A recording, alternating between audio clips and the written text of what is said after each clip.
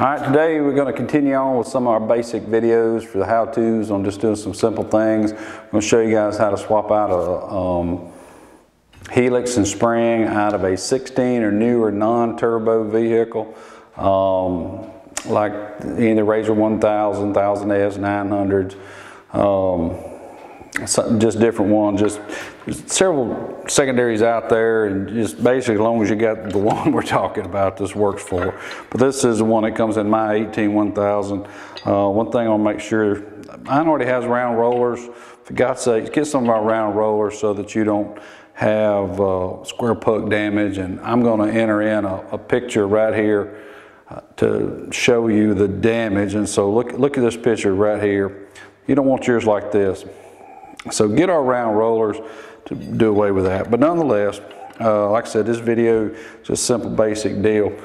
Make sure you subscribe. There's a little button right in here to subscribe, a little eye right up here. You can click it to show you how to get to our website. Use the description below. There's a link to get to us there too. So if you got any questions or want to purchase something from us, use those links. But anyway, we're going to get started. Fist and switch video camera angles here, or fist and switch camera angles to come down where you can see what we're doing. So here we are. We're using our Hunterworks spring compressor. It has a real small stem, as you might notice, but it's because the 17 and newer secondaries have a real small hole in them. So the first thing you want to do is slide it down. All right, then these screws have Loctite on them, so I always suggest that you take a torch, heat them up. Mine's been in and out, so I'm good, but basically heat them up about 20 seconds each. Take them out one at a time. So heat them up, put the bell on. You'll have a washer. I use a couple of old rollers. This video would be used for anybody doing clutch kits, cleaning, helix changes, or rollers, whatever, really. It can be used for multiple things.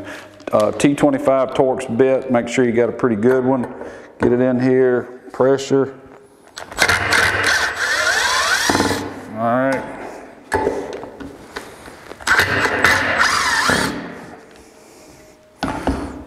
There we go, turn it.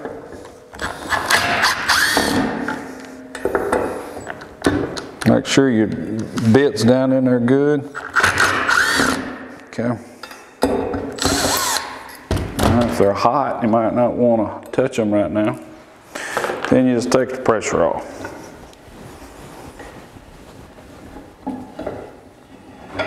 Like I said, you don't have to have our tool to do this, but Lord, it makes it so much easier. You could come up with something else to hold it down with.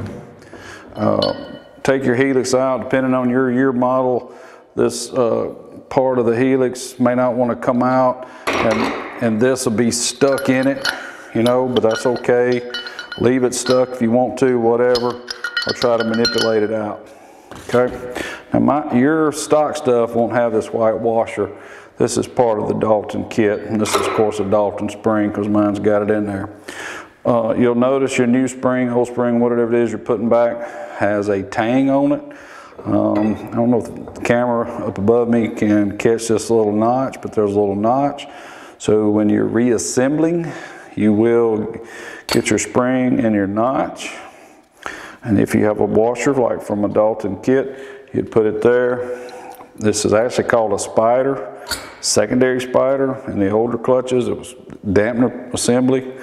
And I usually get my X towards me, put a roller towards me, and your helix has an X. Now, I don't know if I said this earlier or not.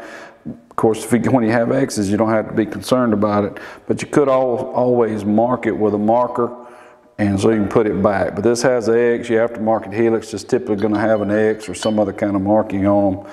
And its purpose of this is just for balance, because these are balanced assembly. You can see this little machine part right here. That material was taken out to balance it. And that's why you can't buy parts or replace parts. It's a balanced assembly. When I say parts, I mean each side. All right, so we're going back down. You want to go to the point that it's not so hard you couldn't move it. You want to be able to slightly move it.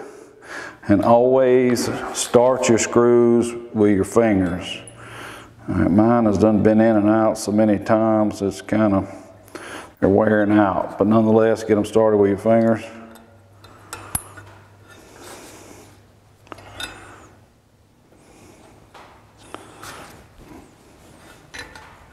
Now I'm fixing to really mess some of you up that just, you're a torque wrench kind of guy. I don't even know what the torque is on these things. I use my impact to put them back. I just know when to stop. Get them started a little bit. And I say a little bit. Make sure they're going. Yep. Now, you turn the handle on down to push that helix on down in there a little more.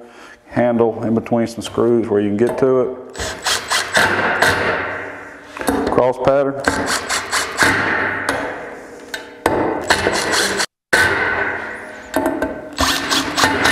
Little bump. Don't go crazy. And take your handle off. That patented Hunterworks handle there. And you're back. Just one thing, don't panic when you take yours off that it moves. That's the way it's supposed to work on these newer ones.